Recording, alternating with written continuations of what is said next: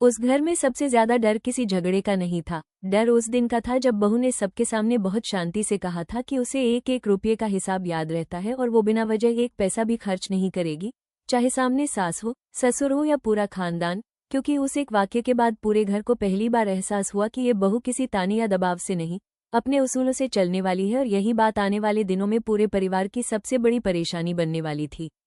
अग्रवाल परिवार हमेशा से खुले हाथों से जीने वाला परिवार था। ससुर गोपालदास अग्रवाल ने जिंदगी भर व्यापार किया था और उनके लिए पैसा कमाने से ज्यादा उसे खर्च करना रुतबे की बात थी। सास निर्मला देवी को लगता था कि रिश्ते तभी निभते हैं जब दावतें हों, गहने हों, नए कपड़े हों और लोगों को ये दिखे कि घर में कोई कमी नहीं है। बेटा रोहित ठीक ठाक नौकरी करता था लेकिन कभी पैसे का हिसाब नहीं रखता था और नंद शालिनी को तो मायका बस इसलिए पसंद था क्योंकि यहाँ उसे बिना पूछे खर्च करने की पूरी छूट मिलती थी।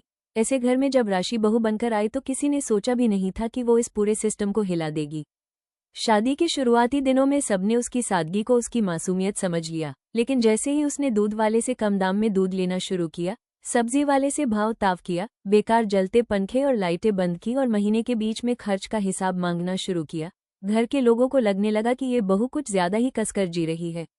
निर्मला देवी को सबसे ज्यादा गुस्सा तब आया जब राशि ने साफ कह दिया कि हर हफ्ते रिश्तेदारों को बुलाकर खाना खिलाने की कोई जरूरत नहीं है और अगर मिलना है तो सादगी से भी मिल सकते हैं। उस दिन सास ने ये तक कह दिया कि इस घर में कभी पैसों की कमी नहीं रही और बहू को ऐसे कंजूसों वाली आदतें छोड़ देनी चाहिए।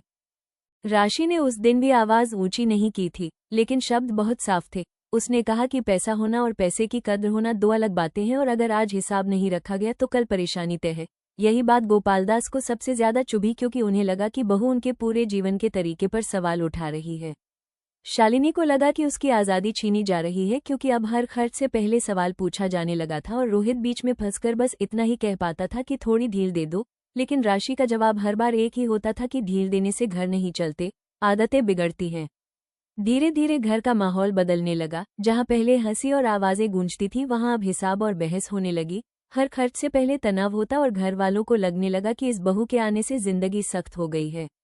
कुछ दिनों बाद गोपालदास, निर्मला देवी और शालिनी ने आपस में बैठकर तय कर लिया कि अगर अभी राशि को नहीं सुधारा गया तो ये पूरे घर को अपनी कंजूसी में बांध लेगी, इसलिए उसे सबक सिखाना जरूरी है। उसे ये समझाना जरूरी है कि जिंदगी सिर्फ जोड़ने का नाम नहीं बल्कि खुलकर जीने का भी नाम है। योजना के तहत एक दिन बिना बताए घर में बड़ा कार्यक्रम रख दिया गया। दूर दूर के रिश्तेदार बुलाए गए, ढेर सारा सामान मंगाया गया, सजावट हुई और खाने में कोई कमी नहीं छोड़ी गई। सब कुछ जानबूझकर ज्यादा किया गया ताकि राशि को दिखाया जा सके कि ये घर ऐसे ही चलता है और इसी में उसकी इज्जत है। जब खर्च का पूरा हिसाब राशि के सामने रखा गया तो सबको उम्मीद थी कि वो परेशान हो जाएगी, नाराज हो जाएगी या बहस करेगी, लेकिन उसने बस सब देखा, चुपचाप कागज पर आंकड़े लिखे और हल्की सी मुस्कान के साथ वो कागज मोड़कर रख दिया। कार्यक्रम खत्म होने के बाद जब घर वालों ने उसे घेर कर कहा कि यही जिंदगी है और हर चीज को पकड़कर रखने से रिश्ते नहीं चलते, तब राशि ने पहली बार पूरे परिवार के सामने विस्तार से बोलना शुरू किया।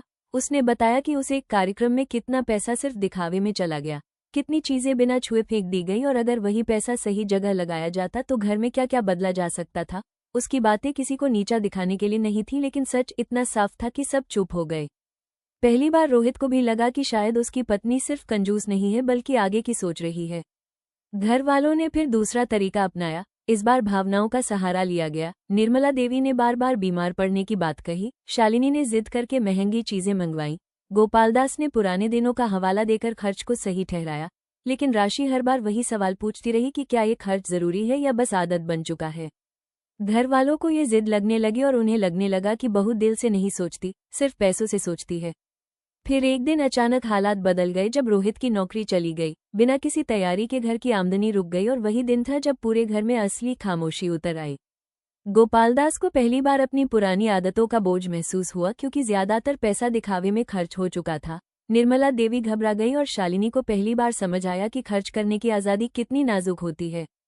उस दिन राशि ने कोई ताना नहीं मारा, कोई लंबा भाषण नहीं दिया। उसने बस अलमारी खोली और सबके सामने वो फाइल रख दी जिसमें सालों से किया गया हर छोटा बड़ा बचत का हिसाब, हर जरूरत की योजना और हर मुश्किल दिन की तैयारी लिखी हुई थी। घर वालों को उस पल समझ आया कि जिसे वो कंजूसी समझ रहे थे वो दरअसल दूर की सोच थी और जिसे वो जिद मान रहे थे वो जिम्मेदारी थी। लेकिन राशि यही नहीं रुकी क्योंकि वो सिर्फ सही साबित होना नहीं चाहती थी बल्कि परिवार को समझाना चाहती थी।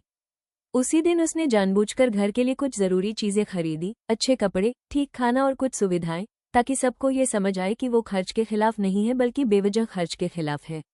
आखिर में राशि ने सबको एक आखिरी सबक सिखाने के लिए एक अलग तरीका अपनाया। उसने पूरे घर का हिसाब सबके हाथ में थमा दिया और कहा कि 1 महीने तक हर खर्च वो लोग खुद लिखेंगे, खुद तय करेंगे और महीने के अंत में देखेंगे कि क्या सही था और क्या नहीं। उस 1 महीने में हर किसी को अपनी आदतों का आईना दिखा, किसी को समझ आया कि छोटी छोटी चीजों में कितना पैसा चला जाता है और किसी को ये एहसास हुआ कि बचत डर नहीं बल्कि सुरक्षा है। महीने के अंत में वही अग्रवाल परिवार था, वही घर और वही लोग, लेकिन सोच बदल चुकी थी। अब खर्च खुशी नहीं डराता था और बचत बोझ नहीं लगती थी। और उस दिन सबने मान लिया कि वो बहू को सुधारने चले थे लेकिन सुधर गए खुद, क्योंकि कभी कभी घर को बचाने के लिए प्यार के साथ साथ किसी का सख्त और साफ होना भी जरूरी होता है। और इस बार वो सख्ती बहू की थी। अगर आपको भी लगता है कि बचत बोझ नहीं, सुरक्षा है, तो इस कहानी को लाइक और शेयर करें और परिवार की सच्ची कहानियों के लिए चैनल को सब्सक्राइब करें।